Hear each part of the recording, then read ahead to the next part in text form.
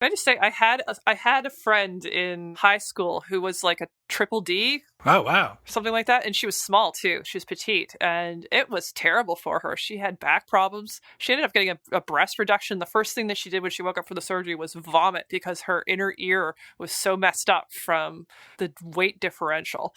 Oh, wow. Yeah. Huh.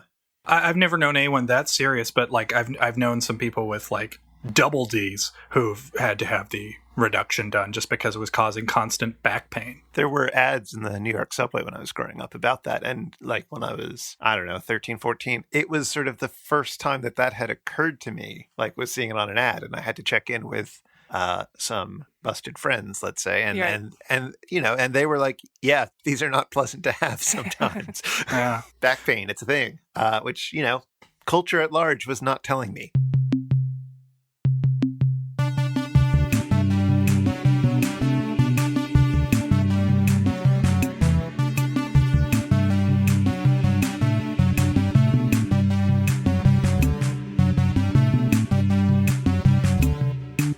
So we still haven't heard anything bad about our sci-fi rant, so I am going to assume that everyone out there agrees with us. Yeah, that's a fun fact that we are completely right about it. We have the confidence, I think, that only on-air political editorializers have about their beliefs. Exactly. And we did receive a bit of feedback on our sci-fi era minisode, as Paul from Facebook writes in to say, I really appreciated your discussion of the sci-fi era. You perfectly articulated all of the reasons I became disillusioned with the show during seasons 8 to 10. I think Paul speaks for us all. No, he definitely does not. I don't know. There's yet to be proof. There's yet to be proof that anyone disagrees with us. Come at us, bros. So what's interesting about this is that we've gotten no kind of negative feedback about our hottest of hot takes, which is that the show kind of lost its way in its last few years. But I remember when I wrote a piece on Mystery Science Theater 3000, kind of coinciding with the Gamera DVD release way back when. Mm-hmm. I kind of gave an overview of the series, largely aimed at new viewers. So, I mean, theoretically, that link could possibly be in our show notes. But I mentioned that I consider the sci-fi era to be kind of like a low point, and the series was going a bit senile. And that got posted to MST3K info, that got posted to Satellite News. And I just checked that. Yeah, there was the headline, A Canadian Perspective. We're really milking the Canadian angle, aren't we? I don't think there's any harm in that. I think we should just totally milk that GMO-free milk that we get up here. Yeah. I think that perhaps what drew us to MST3K in the first place is that the host segments resemble an outer space episode of the Red Green Show. Or I wonder if that's just more of a northern cobbled together kind of feel. That would make a lot of sense. I would certainly, in less, in places where there is not a big TV industry, there are a lot more folksy productions. And that was kind of expected, so that would make a lot of sense. Canadian productions certainly have a Canadian look to them. I think that's safe to say. But yeah, I looked at this link, it said A Canadian Perspective, and there was like a fair bit of blowback for dissing the sci-fi era, even though I recommended like 3 episodes that I would consider to be pretty good, but not as good as the show is when it's firing on all cylinders. Did anyone have like a good point, or were they just saying you're wrong? It was mostly you're wrong. Okay. It was mostly that, but I remember actually I didn't remember this. I only saw it. It was like, what? Did I actually do this? I was scrolling through the comments, and I just came in just to be like, hey guys, I'm reading your comments. This is just my opinion and whatnot. Like, nothing ever got to the point where it was mean, but people seem to be a little less insistent on the triumphs of the sci-fi era afterwards. But a lot of people were also just posting that Canada song sketch from The Final Sacrifice. And I'm like, guys, you're proving my point.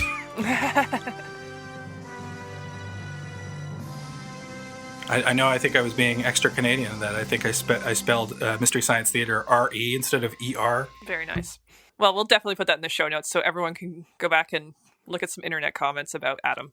Yeah, write me some fresh hate mail. I also wrote an article about MST3K in university. Really? Yes, for the local film zine. I just said, it's a good show and you should watch it. So it was technically published in a film zine. I don't think it was very good. If I find it, I'll try to put it up because it was probably just ridiculously badly written. Like, let's be honest, this was a student-run film zine. They probably were just looking for something to fill this page. Oh yeah, definitely. But still, if you can scan that, please do. Okay. Oh, but Adam, you had something to say about our last episode, Cry Wilderness, right? Fun fact about Cry Wilderness, like you and I were looking up what folks had done attached to this movie. And so the screenwriter, like Philip Jordan, he co-wrote El Cid with Charlton Heston. And that's such a strange credit, but that's not what I'm interested in. And then the director, whatever the hell that guy's name was, I don't know, he's probably just like a raccoon wearing a human mask. That guy didn't really have much of a career, but does curiously get a special thanks at the end of Sleepless in Seattle, I believe it was. That's right. I would love to know the story behind that. Because of his experience with raccoons, was he just there to make sure that Meg Ryan didn't bite Tom Hanks? She's feral. Oh my. Well, it's so strange because after basically 1988, his activity, according to IMDb, there's just nothing. And then suddenly in 1994, he gets this special thanks. So does that mean he's still working in Hollywood, or he's just got a personal relationship to the people who made Sleepless in Seattle, which is such a different genre from what he was involved in? The Bigfoot subplot got cut. So if anyone out there knows the reasoning behind that, the special thanks that went out to this obscure Hollywood director / producer, please let us know. Yeah. And if you are the obscure creator of Cry Wilderness, director of Cry Wilderness, please get to us and let us know your attachment to Sleepless in Seattle. He probably won't get back to us, but still. Nonetheless, the thing I found most interesting in terms of credits was star Eric Foster, who played Little Paul in the movie. I recognized him from one of the many B movies I have watched, where he starred in a delightful little film called Grandma's House, aka Grandmother's House. This leapt out to me because the VHS box art, which is sadly not on the DVD, immediately got my attention. It is an elderly woman, not seen in the film, and she is knitting. But instead of using knitting needles, she has 2 butcher knives gleaming in the window. Okay. So this elderly Whistler's mother-looking lady, and she's in total darkness, save like light peering in from the window, and the light is shining off of these 2 large knives, and it just says Grandma's House in some versions of this video cassette, like a blood red font. I was like, okay, this looks like the greatest movie ever. I have to watch it immediately, and so I did. It is the story of 2 kids who are sent to live at their grandparents' house. There is a grandpa, and one of the little kids is Eric Foster. He's the kid from Cry Wilderness, because I spent half the movie and I'm like, why is that kid so familiar? Mm-hmm. And then a quick IMDb search, and I was like, oh my god, he was in Grandma's House. Much to my delight. Grandma's House, have you ever seen it? Please say yes. No, I have not. Oh, Beth, well, listen. If this recommendation touches anyone, I hope it's you. Okay. Because here's what Grandma's House has to offer. I hope you like the following things: murder, intrigue, and a homemade rocket. The film is surprisingly crazy for what is ostensibly a long visit to Grandma's house. And the best part is, the villain is not the grandma, but the grandpa. Mm. And Grandpa is played by Len Lesser, a.k.a. Uncle Leo from TV's Seinfeld. Perfect. Oh, but I would hate to see him as being anything other than, hey, Jerry! What is that like? But here's the thing, that kind of enhances, like, he's a good actor, actually. I hadn't seen him in anything other than Seinfeld, to my knowledge, and Grandma's House. But he's actually like super sinister, and he's great. But knowing that he's Uncle Leo, every time he's like leering at somebody, you can't help but hear in your mind, Jerry, hello. This time we watched episode 601, Girls Town. 34-year-old jazz singer Mel Tormé plays adolescent ne'er-do-well Fred, who opens the movie necking with a short-haired gal in a convertible. They are startled by a shriek and look up to see a woman desperately fleeing from a man in the distance. Fred and his date shrug it off, and the man eventually corners the woman at the edge of a cliff. There's a scuffle, and he accidentally falls off the cliff and dies. The mystery woman flees, and Fred finds his pal Chip dead on a pile of rocks. After a fast-paced opening sequence, Fred confronts Chip's ex, Silver Morgan, played by Mamie Van Doren, who's now hanging with a rival gang. He accuses her of murdering Chip, which she flatly, or should I say bustily, denies. You drove out to the cove with him. Guess again, flea brain. It was all the fog, actually. Why? I got tired of you cats with the fast cars and slow heads. Ooh. You give me a pain in the ear. A fight breaks out between the two gangs, and Silver is taken in by the police. Chip's father puts the pressure on the chief of the police to incarcerate Silver, and the compromise is to house her in Girls Town, a Catholic rehab center for troubled teen girls. So off she goes. In spite of the kind consideration shown to her by head nun Mother Veronica, Silver does not fit into Girls Town. Her only friend is Serafina, a sweet little kook who is obsessed with teen sensation Jimmy Pardo, who is played by real-life singer Paul Anka. After he finds her in his hotel room in a lace nightie, Jimmy unwisely offers to do a performance at Girls Town to show there's no hard feelings. This, not surprisingly, leads to Serafina's suicide attempt and ultimate decision to become married to the church instead of a 50s crooner. Meanwhile, Fred has figured out it was Silver's sister Mary Lee at the beach house, and he blackmails her into taking part in a killer, hands-off drag race, and then prepares to take her over the border to work in Tijuana. Terrified for her sister, Silver prays under a statue of St. Jude, and, moved by her show of faith, the other girls vow to help her. A pretty fun fight sequence ensues at the beach house, with Jimmy and Mother Veronica using a baseball bat to coax Fred into admitting that Mary Lee did not kill Chip. The movie ends with Silver and Mary Lee waving triumphantly to the remaining captives of Girls Town as they head off into the sunset with Jimmy Pardo. Meanwhile, on the Satellite of Love, we open with Tom serving a tux, pacing and going over some sort of party checklist that includes freshly stocked towels for the washrooms. It turns out there's a men's and ladies' washroom on the Satellite of Love. Mike Nelson arrives in a formal version of his blue jumpsuit, which makes him look like the lost cousin of the Maytag repairman. Mike informs viewers that Dr. Forrester is making a big announcement, hence the hoopla. Crow does his part for the festivities by hiring a polka trio named the Power Steves to provide live music through the Hexfield view screen. Despite being expressly told not to, Mike mentions Lady of Spain, prompting an instant rendition of the tune from the Power Steves. Crow cancels his check to the Power Steves mid-Spain. Back on Earth, Dr. F unveils his latest foray into evil science, tethering the SOL to Earth via a 270-mile-long tube dubbed the umbilicus. That's the science part. What's evil is that he intends to secure the umbilicus by connecting it to a non-consenting gypsy. Luckily, Gypsy and the umbilicus both have male connectors, and Frank has to run to Hardware Hank's for an adapter. Segment 2 sees Tom spewing scat from his mouth. Musical scat, inspired by the Velvet Fog, but repellent to Mike and Crow all the same. The boys nearly kill Tom, but are stopped by the power of commercial sign. Turning a new leaf, Mike employs the honor system in Segment 3, freeing his candy stash from under lock and key. As Mike explains the honor system to Crow, Tom gorges on candy until the stash is gone.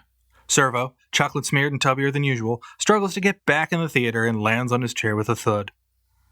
Segment 4 asks the question on everyone's lips. Why don't women look like Mamie Van Doren anymore? It's all up to the media. They change the idea of what a woman should look like all willy-nilly.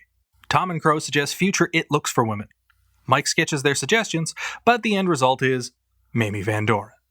Frank returns with the appropriate connector in the final segment, and the umbilicus is secured. Mike and the bots toss a banana cream pie down Gypsy's gob, which travels straight through the umbilicus and splats over Dr. F's face. Frank's delighted. The episode ends with the immortal exchange. Frank, I'll give you 3 seconds to stop licking my face. Count slow. This is a super episode.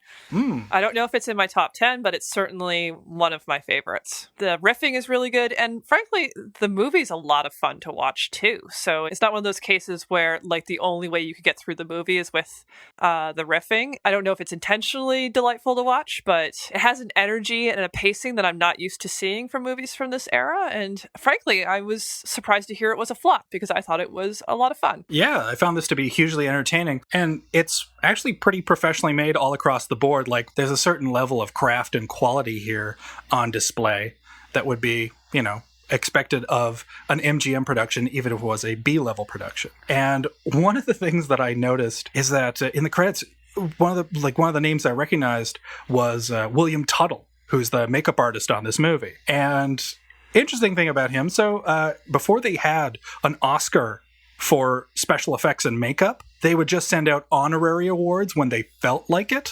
And the movie that William Tuttle received an honorary Oscar for was The Seven Faces of Dr. Lowe. Really? The film quoted by Joel for his departure in Mitchell. Any favorite moments in this episode? I don't know about you, but I think that the funniest moment was when Silver's sister is explaining what happened and Tom Servo keeps interjecting, and then he died. So then he asked me to go in your place. And then I killed him and he died. I always kept saying I was too young to go any place, so I went. And I killed him and he got all dead. That was something that was really funny, but it was familiar, even though I haven't seen this episode before. But the riff that made me laugh the most was this movie stars Charles Chaplin Jr. and Harold Lloyd Jr. And so you have these sons of these two famous silent comedians, sons that I never even knew of. And Crow chimes in with, also starring Fatty Arbuckle Jr., Larry Fine Jr., and Sammy Davis Jr. Jr. What about you? There were a lot, but I think my favorite moment was later in the movie when Silver's desperately trying to get a hold of her sister. She's on the phone and she says to the operator, because this is old-timey, she's like, operator, I've been trying to get a hold of Klondike 3129, but nobody's answering the phone. And then you just hear Crow go, Well, you want me to go to the house and answer the phone? Oh man, yeah. This is a real treat in that the episode is good, but the movie is also a lot of fun to watch. This is a really entertaining movie that I would have happily watched on its own. I'm going to have a favorite moment from the movie where Silver is just getting adjusted to Girls Town and she asks about a vial of holy water. She goes, what's that? And this random unnamed character extra, she says, oh, that's holy water. And she's like, what's that? What's holy water? She's like, it's like regular water with the hell boiled out of it. And this stars the incredible Mamie Van Doren, who just usually with the actors in MST3K experiments, you're left with some, shall we say, dodgy acting. But Mamie's terrific. She is bursting with, it seems perhaps in bad taste to refer to anything as bursting or busty with Mamie Van Doren. But she really just exudes a ton of charisma. She's really believable in the role. She's really fun. She's a perfect leading lady. I don't know why she was frequently relegated to B movies, despite a few high marks in her career. And I can't for the life of me understand why, because she looks aside. It's not like she's Jane Mansfield, where she's a busty lady, but she can't act. Mamie Van Doren, she has a ton of charisma. She's so much fun to watch. I have some theories about that. I think a lot of it just has to do with timing. And a lot of what I'm talking about, you can get some more information from the very fabulous podcast, You Must Remember This. There's currently a mini-series about dead blondes and the attraction that Hollywood seems to have to blonde actresses and how so many of them seem to end up dead, and how that actually just increases the attraction to them in a ghoulish way. And basically Marilyn Monroe was happening at a very specific time in the 50s where it was a very prudish time, and yet it seems to be exaggerating male sexual desire to an extreme degree. So you have this kind of of paradox of childish prudishness with really obvious sexual fantasy going on at the same time. And that kind of got embodied in Marilyn Monroe, of course, and just this ultra feminine creation, right? And then you get Jane Mansfield, who is like a parody of Marilyn Monroe, right? Like she takes it to an even greater degree, to the point where you just can't have that anymore without being a self-parody. And like these actresses were all working at the same time too. Marilyn had been a thing for a while, but Jane Mansfield and Mamie Van Doren worked together in a movie or two, I think, and they knew each other and were friendly. So I think it was just the fact that really extreme version of male fantasy of the blonde bombshell had just kind of run its course by the time Mamie came around, which you're right is too bad, because Jane Mansfield, she's very much doing a Marilyn in like The Girl Can't Help It. She's just, doing the breathy voice and all of that stuff. And Mamie Van Doren does not. She's flinty and she's hard. And unlike these very pliable, kind of bubbly, brain dead women that Jane and Marilyn played, like she has really strong boundaries about what she'll let a man get away with. And for that reason, maybe she just got typecast as the bad girl a lot, and she got into that kind of bad girl pulp. But I think Jane Mansfield, one of the most famous lines is that she hung out with the Beatles, who were just becoming a thing, and John Lennon called her a dinosaur, right? In terms of like, she's old, she's not part of youth culture, which was embracing more like, what's her name? Squiggly? I'll look her up. Twiggy? Do you mean Twiggy? Twiggy. Do you know Twiggy? Yes. I think Squiggly is Dr. Jonathan Katz's wife. Oh boy. So yeah, the youth culture was moving on to a very different look with Twiggy and who was in Rosemary's Baby. Oh, Mia Farrow. Yeah. Unfortunately for Mamie Van Doren, who was a very good actor. I agree. She has good acting chops here. It was just the fact that it wasn't the time for that anymore in the late 50s, early 60s. Oh, that's a damn shame. There's two things actually that you hit on there that I found interesting. One is you referred to Jane Mansfield as being a cartoon of the already like exaggerated movie star Marilyn Monroe. And what's kind of funny in a brain fart moment, when we were talking about watching this episode last time we recorded, I remember referring to Mamie Van Doren as a cartoon of a cartoon in reference to Marilyn Monroe. I was thinking of Jane Mansfield. Yeah. I've totally forgot. It's like, oh no, that's Mamie Van Doren. And Mamie's terrific. But the other thing you commented on, and I do listen to You Must Remember This, but I haven't gotten to their Dead Blonde series. But there is a quote from Mamie Van Doren that I find interesting. That's actually on the MST3K Wikia, where she says, "There's a history of calamitous and violent deaths among the glamorous girls that boggles the mind and chills the blood, especially if you're one of the few survivors." Right. And I actually remember reading something where, I think it was from her biography, I'll try to paraphrase, where she actually for a little bit felt jealous of Marilyn and Jane because they had died, and so they had kind of maintained this eternal youth, right? And then she was getting older, and she said, she's living and still making mistakes and still having to live that, and she wasn't being enshrined in this kind of weird Hollywood pedestal to dead blondes, Yeah, and this is something that any kind of star must face, and in a way, like we all kind of have to face, is that it's very easy, whether it is death or any kind of common narrative, to look at someone else's life or someone else's entire life, in the case of someone like Marilyn or Jane Mansfield, and go like, oh well, that's a story, and that's a very clean thing that you can take away and interpret, because people are more likely to remember and even embrace and even idolize open and shut stories like that. Marilyn Monroe, a nobody who struggled under her own name, changed her whole appearance and became this icon and this star. And P.S. she's dead. She did not last very long. And, Mamie has had a bunch of ups and downs in her career, but she's endured.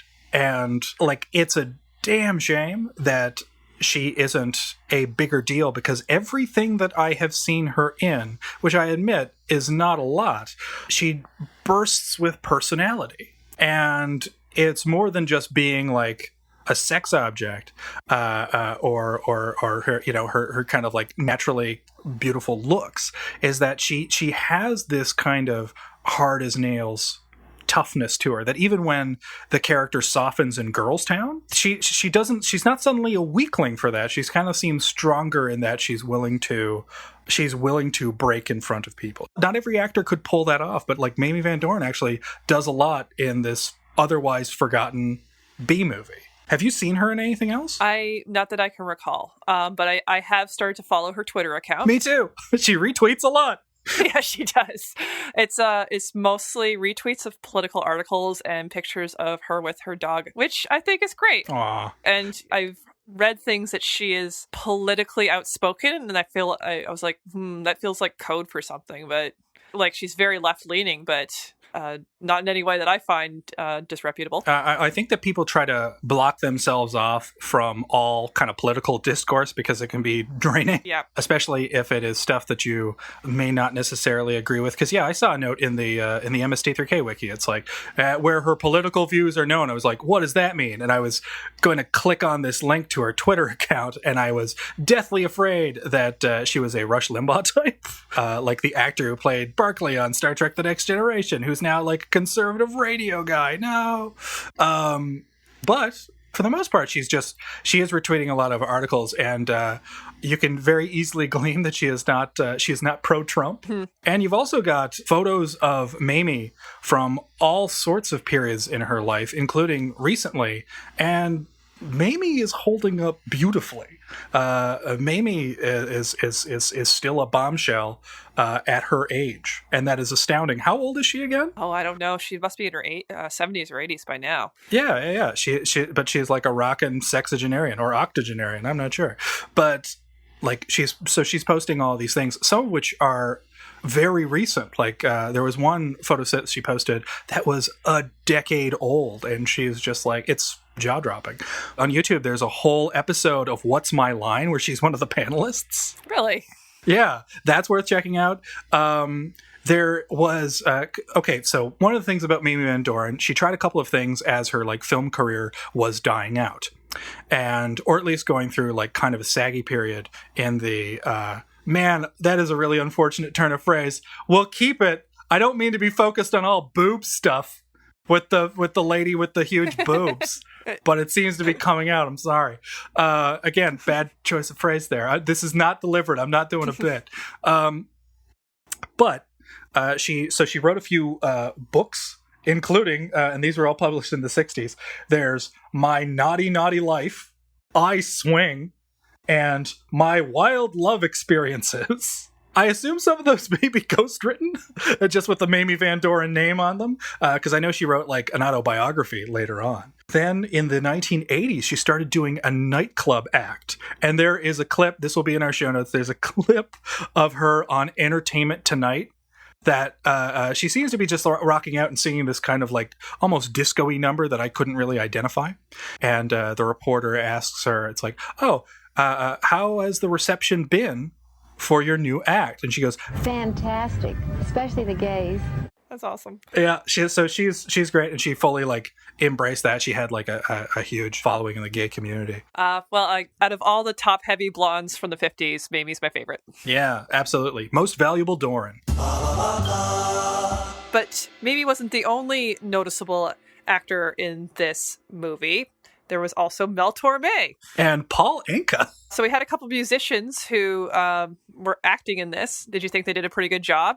I can split it right down the middle as yes and no. What about you? Mel Tormé was really good. Yep. And I looked up his IMDb, and actually he had done a lot of acting before this. So he had well-established acting chops, and it showed. Yeah. He actually played the heavy really well. And he looks really thuggish kind of anyway. I don't know if it's just his look for the movie or what. Because when I think of Mel Tormé, I think of him as a much older man when he was still entertaining as a kid. It's like when people bring up, like, there are certain singers that you kind of can't picture them when they're young. If you like kind of saw them towards the tail end of their career, like Tony Bennett or Frank Sinatra, like I can't picture them young. And Mel Tormé is the same way for me. But he's really great. Paul Anka, on the other hand, is terrible. Yeah, he seems like like a lonely boy.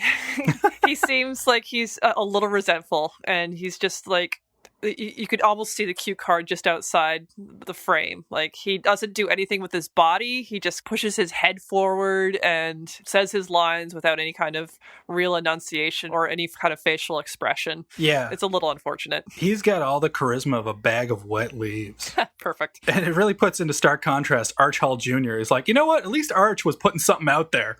He wasn't just a ghost town of nothing, as Paul Anka is. Yeah, and it's funny because I did some research. Like, Paul Anka was huge right now. Like, he was an absolute sensation. Did you know he was the star of a documentary? What? Yeah, it's called Lonely Boy, and it was made in 1964 by the National Film Board of Canada. Canadians, we like our documentaries, and so they followed him around. It was basically kind of an expose about how, you know, he was manufactured for stardom and the shallowness of the star-making machines, and how, like, he didn't really have his own life. It basically made him out to be a very tragic figure.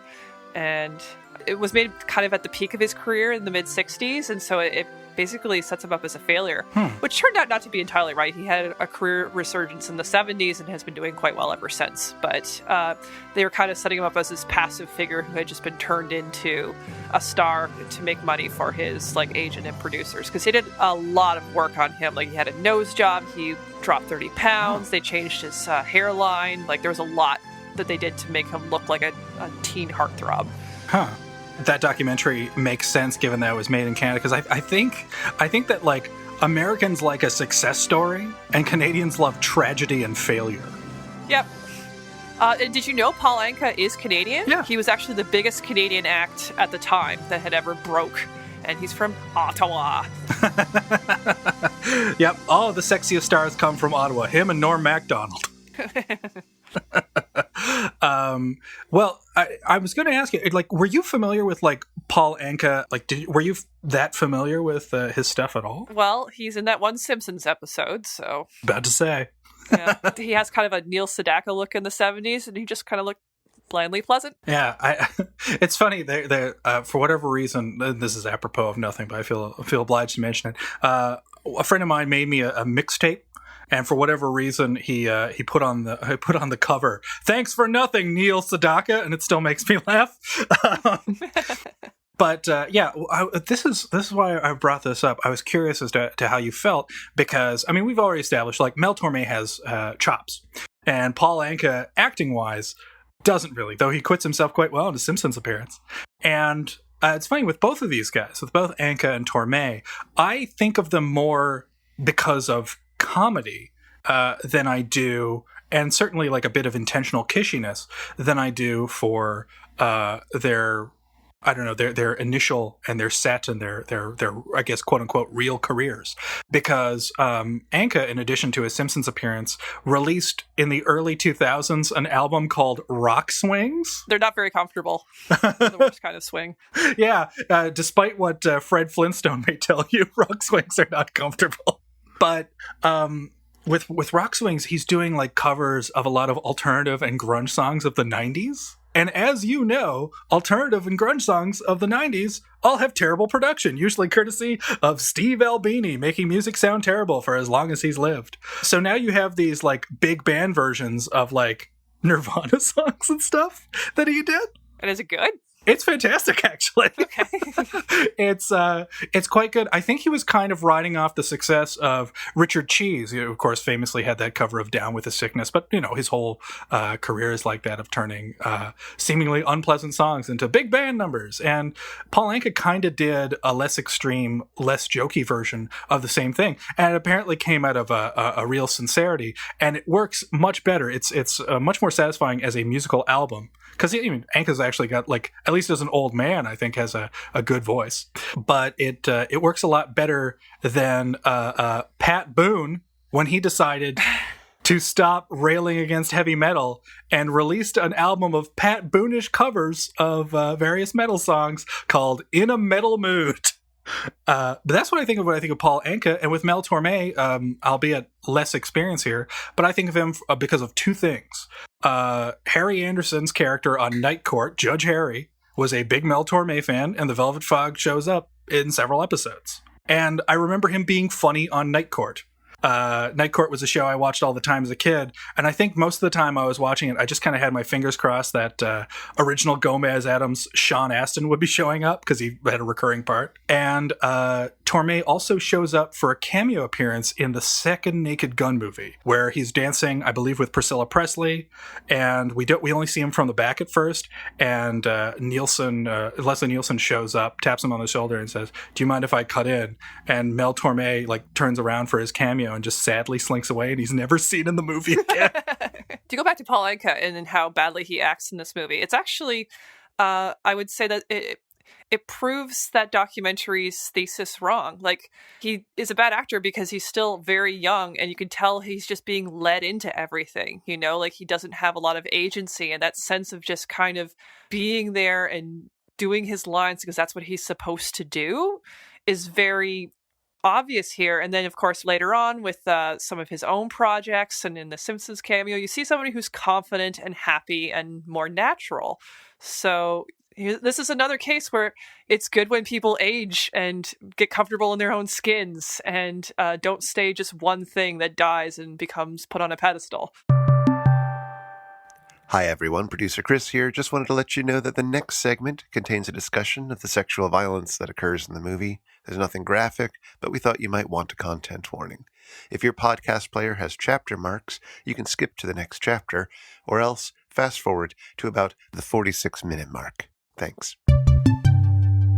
So the plot of this movie revolves around the attempted rape of Mary Lee, and how that is treated in the movie is very interesting in retrospect, because it's treated as something serious. When Mary Lee tells her sister Silver what happened, it's very clear that, he went too far and it was very scary for her, and the movie's on her side. But at the same time, when there's a gang fight, there's this couple and this man is just mauling this woman who's trying to get away from him in like a Pepe Le Pew kind of quality. And it's played for comedy. Nowadays, it feels kind of wrong. So do you have any insights about this movie's relationship to, let's just go out and say it, rape culture? Well, I think that it wasn't that uncommon at the time to have rape played for laughs. Like you mentioned Pepe Le Pew already, which the whole joke of that, I mean, you could argue that the joke is in the Chuck Jones facial expressions, but the whole premise of that is is this guy who won't say no. Well, and we should bring this back to be a little bit more subtle, because rape culture is complicated. In the scene where this unnamed guy is backing on this girl, there's a sense that nothing scary is happening.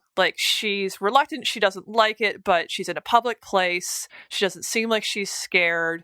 You get the sense that if she actually started screaming or something, it would go into the Mary Lee territory where this is not right. And the movie is implicitly suggesting that men will do this. If you're an attractive woman, a man is going to try to grab you and is going to try to take every advantage he can. It's up to you to protect yourself and put those boundaries on it. And that is, of course, the catch-22 of rape culture is it's always the woman's fault, right? Mm-hmm. And that is implicitly how Mary Lee and Silver are being compared. Silver, surprisingly, she's self-assertive. She would not let something like this happen to her. Mary Lee, more naive, more victim-like.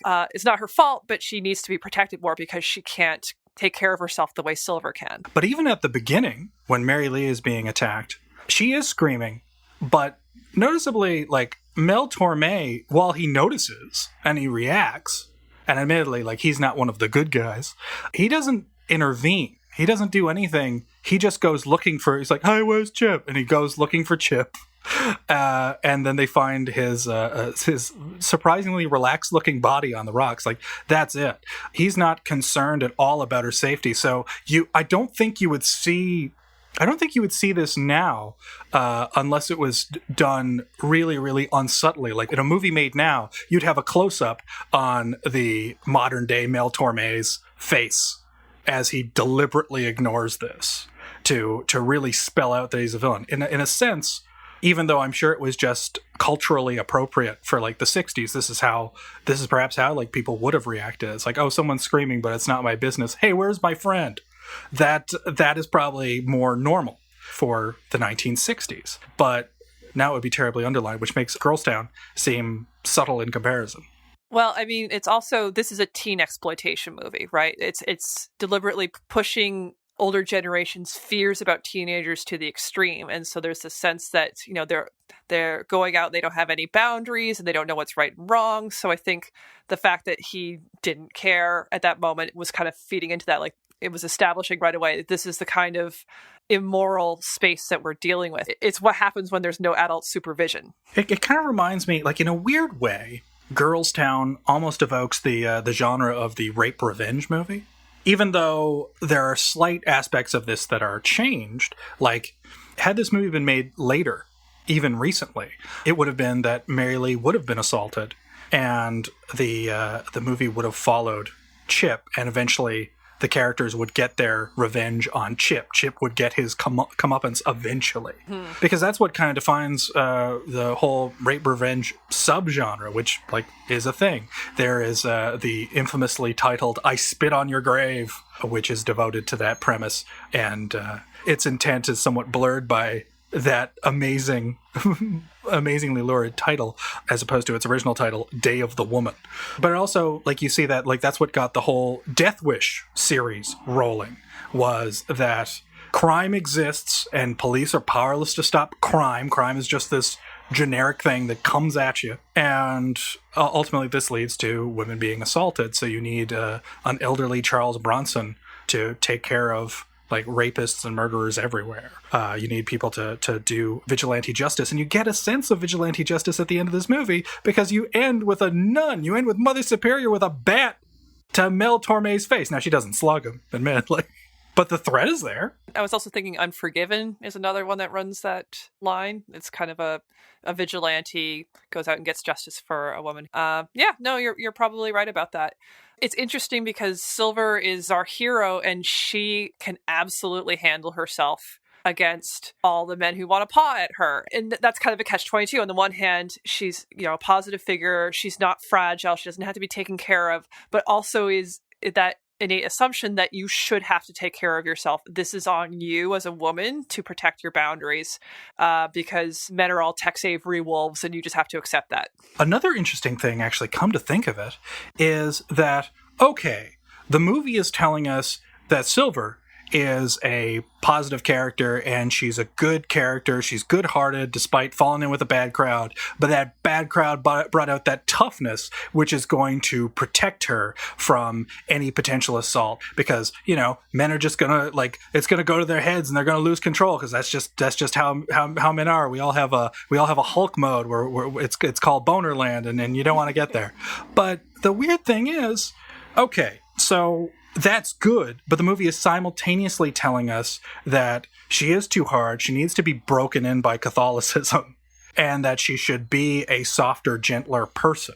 So I'm not quite sure where the movie is supposed to stand there in regards to that. How do you fend off an assault question? Because it seems to be kind of a mixed message in regards to the tough as nails Silver. She's both like someone to follow and be excited by for a number of reasons, but she's also someone who needs to be kind of redeemed according to the movie's narrative, One of the lines is they don't have anyone to take care of them. Like, these are all orphans or they don't have any adult guidance. So the Catholic Church is stepping in as the people who are going to give them the guidance that they didn't have anymore. And that allows them to soften up and find love, I guess. So implicitly, I feel like, the Catholic Church will help you.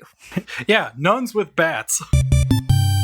So I was thinking about how Mike and the Bots handled the rapey parts, and I would just say they kind of just didn't. I think they held off probably because they didn't want to get into bad taste territory. Like, famously in the episode Side Hackers had a rape scene that had to be hacked out because, they didn't want to deal with that in this delightful puppet comedy show. But these scenes are integral to the plot.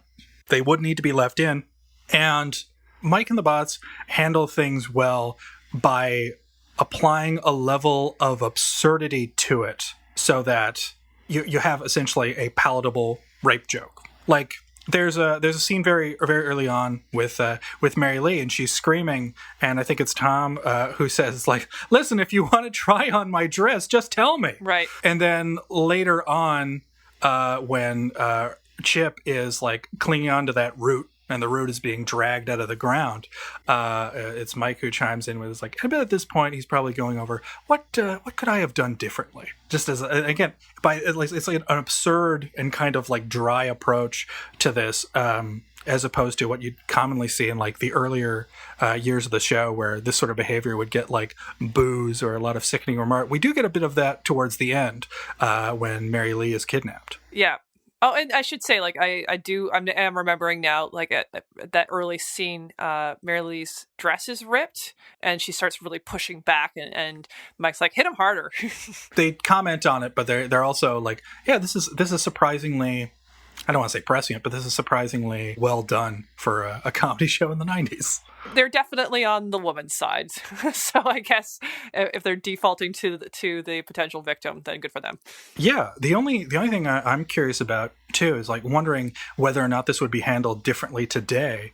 And I sometimes wonder if maybe like I said, those more kind of like absurdist remarks, like if you want to try my dress, or where did the date go wrong? I wonder if those would be in there. I wonder if it would just be, if that's potentially too minimizing, perhaps. Yeah. Because I'm not even saying if that's right or wrong. I don't know personally, but I wonder if even that would have been okay, or if there would have been some, objection in the writer's room. Because famously, in the writer's room for MST3K, it's like, if one writer had a problem with a joke, it just went. And, because we have 800 more jokes, who cares, right? Yeah, interesting. I personally, I think they handled it fine. And it's not like I'm looking for a serious discussion about rape in the middle of an MST3K episode, so... But we provided one anyway. Yeah, we did. That's what you come here for. Kudos to you, listeners. Did you know that there was actually a movie called Boys Town that was also produced by MGM in 1938? Yeah, because this is, I guess, like a partial remake or just a spin-off of it. It makes me wonder. It makes me wonder if there was anyone kind of like writing in letters like, what do you mean there has to be a girls' town now? You're ruining my childhood. I grew up with this Mickey Rooney movie. I don't want an all-girl version of it. Boys Town, it starred Spencer Tracy and Mickey Rooney, and it's based on a real-life story about a priest named Father Flanagan, who started basically a reform school for boys. He gained the last rites of a convict on death row for murdering somebody, and the convict talks about how he had this horrible childhood. He didn't have a mother and father. He had no guidance. So, of course, he got onto the wrong side of things, and he went in with a gang, and he made a bunch of mistakes, but he had no other way of being, and it was society that failed him. And Father Flanagan's big line was, there are no bad boys, right? And that's something that I think Mother Veronica says at some point too. Is like, there are no bad girls, not really. It's just that they don't have a lot of guidance. And it's funny because it's played by Spencer Tracy, who was a hard boozing, womanizing ball of Catholic guilt if there ever was one. And so it made me think about how often we see kind of Catholic themes in the movie. Louis B. Mayer, who ran MGM in the 30s, 40s, and 50s, was Jewish, but he had a real soft spot for Catholicism. He nearly converted. Now, at the time that Girls Town was made, which is 1959, he was gone. But you still kind of see that lingering kind of softness for the Catholic Church. I had to look up Boys Town, and I was delighted to find out that it was popular enough to inspire a sequel. Beth, just guess. Do you know what that sequel's title is? Boys Town 2? No, it's called Man of Boys Town. Sorry, I don't think that title could be any better unless it was called The Boy Town Man or something. Two Boys, Two Town. I don't know what. Maybe one of the movie's failures is Mother Veronica, played by Maggie Hayes, very good actress, but they don't really do a lot with her. I get the sense, I haven't seen Boys Town, but that Father Flanagan really takes an active role in kind of being a substitute parent, because Silver is very much the Mickey Rooney figure in this movie, who like leaves and comes back and gets converted.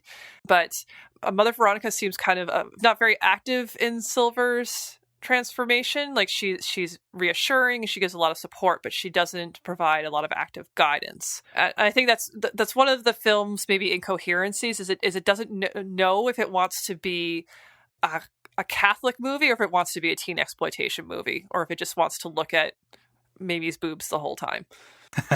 I get the feeling, and this could just be me, is that somewhere, either on the screenwriting level, the direction level, or production level, that was just kind of the framework for the movie. Let's imitate this more successful movie from the past and kind of repackage it as Girls Town.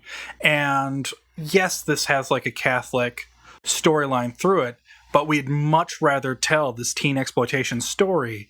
So they're almost kind of just a gang at the end. Because, again, Mother Superior doesn't do anything except show up with a bat at the end and look stern and be understanding at different points. Like, she has no character. There is one other moment where Mother Veronica has a kind of moment with Silver and gets through to her. And that's when she's helping her scrub the floor after she's been sentenced by the girls' court as punishment, which, by the way, was also borrowed from Boys Town. The boys also had their own court system.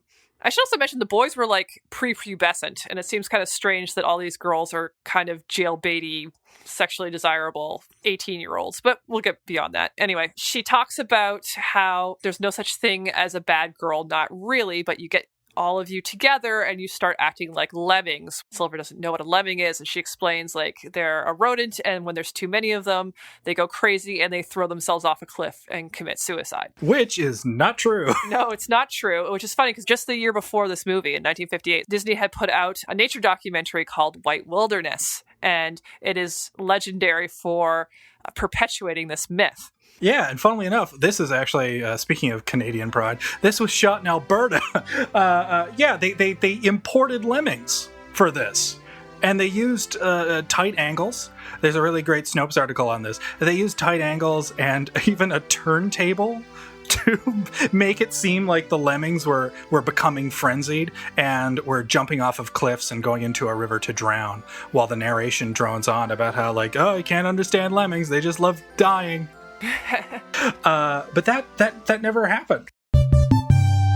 It's weird is that like that myth got perpetuated to the point where it inspired a popular video game. Like, did you ever play Lemmings when you were a kid? I did play Lemmings. I do remember it had a great soundtrack, and it was based on the idea that they will just keep walking and walking, and like the point was to get them to a safe exit point.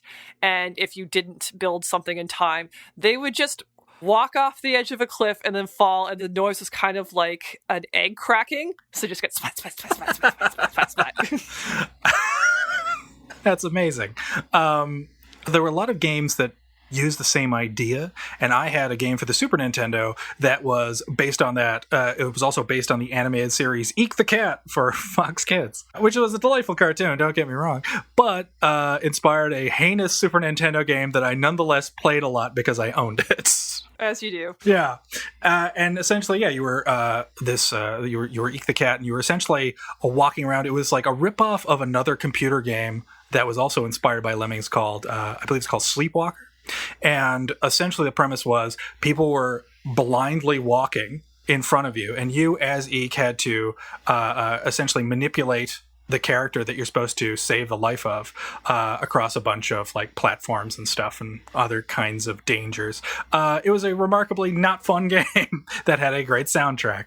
But with Lemmings, I think this was made all the more fun by the fact that, one, there was clever sound design and neat pixel art, as you had touched on. But I also like the idea that you could give Lemmings all these different abilities. So there was a halt lemming who would make sure that lemmings turned away.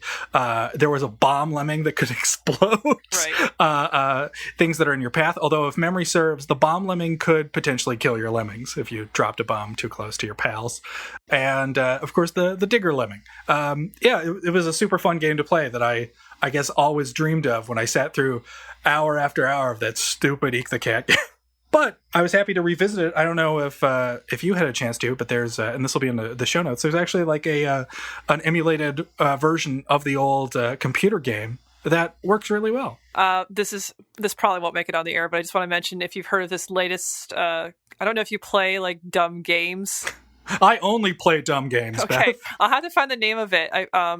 It's something like Don't Wake Daddy or something like that, but it's an alpha and it looks terrible, and it's a competitive game where you're playing against, one of you plays the daddy and one of you plays the baby. As the baby, you're trying to kill yourself and the daddy is trying to stop you from doing it. So as a baby, you're just in your house and you're like trying to get under the cover to drink bleach, and your daddy's trying to lock the cover so that doesn't happen. Oh my gosh. That is not what I would think of for a game called Don't Wake Daddy. I don't know if that's the name. I'll have to check. It's called Who's Your Daddy? Oh, okay. Who's your daddy? Gross. But anyway, it sounds like an amazing party game. See, when you're talking about games like this, I don't know. This won't make the show, but who cares? You should definitely play a game, if you haven't already. It's very short, and it's very sweet, and it's very fun. That is called Don't Shit Your Pants. Have you played this? No. So it's self-explanatory. But yes, you play a John C. Reilly lookalike who has to get to the bathroom in time and not shit his pants. Now I'm trying to think of the name of the stupid video game that I quite enjoyed. It's called Hidden My Game by Mom. What? Yep. It's a Japanese name, but I think they're intentionally going extra weird English on it. So there's now a follow-up, but Hidden My Game by Mom, in which you're a little kid and you've got like a DS and your mom is hiding it in the room for you. So it's basically an escape room puzzle. Cool. But it's completely adorable. You can play through all 30 levels in about half an hour.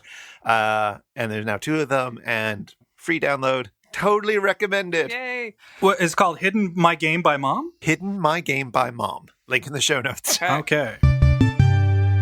Chris, did we get any off-topic questions this week? We sure did. Longtime devoted listener Batt from Hamilton asks, which is your favorite, Timmies or Starbucks? Beth? Adam, you're a coffee drinker. Why don't you go first? Oh, I see. All right. Well, if it comes down to the kind of fast foody cafe franchise of choice, then I'm going to have to go with Starbucks because I don't know. I like that I can go to a coffee shop where, based on location, I'm less likely to get shanked, as I often am at your average Tim Hortons, because everyone who goes to Starbucks is dressed like they're prepared for a job interview. So I'd say, first of all, neither, because I don't drink coffee. And Tim Hortons, actually, I would say might have better food than Starbucks. But when it comes to just like a place to be in, like in terms of ambiance, I'd say if you're a serious coffee drinker, Tim's might be better because it's just like get in, get out, get your stuff, go away. Whereas Starbucks is made to linger. And I think people forget that about Starbucks. Like that's why they were successful, because it filled a void in the culture that was missing. A place that you could hang out in that wasn't a bar.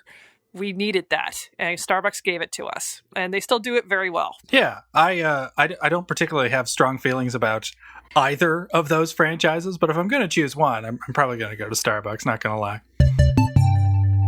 If you've been affected by the issues on this show, if you're Mamie Van Doren and want to say hi, or if you'd like to ask Beth and Adam a random off-topic question, get in touch with us. Email us at info@itsjustashow.com, visit our website at itsjustashow.com, or we're on Twitter at itisjustashow. We'd love to hear from you. And if you want to follow up on anything that was mentioned on this episode of It's Just a Show, you'll find links in our show notes at www.itsjustashow.com/episode/6. Chris, what is our episode for next time? Most holy apostle St. Jude, faithful servant and friend to all children, we honor and invoke you as the patron of hopeless causes, of things almost despaired of small niche podcasts still building an audience. Pray for us, make use, I implore you, of that particular privilege given to you to bring audible and speedy help where help is most despaired of. Come to my assistance in this great need, that I may receive the name in the next episode that has been elected for us to discuss. I promise, O blessed St. Jude, to be ever mindful of this great favor and to ask our listeners to write reviews in iTunes and to tell their friends about the show. Amen. Amen. Amen. Oh, okay. Jude just got a text from him saying it'll be season 3, episode 11. It conquered the world. Yay! I remember this episode quite fondly. It's got a carrot, it's got Lee Van Cleef, it's got Beverly Garland, and it's got Peter Graves, and it's got a short. Oh, okay. I don't remember anything about it, but I like all those people, and I like carrots, so I'm looking forward to it. All right, on that note, until next time, everybody. See you next time. And if you hear the rabid child, say hammer down for me.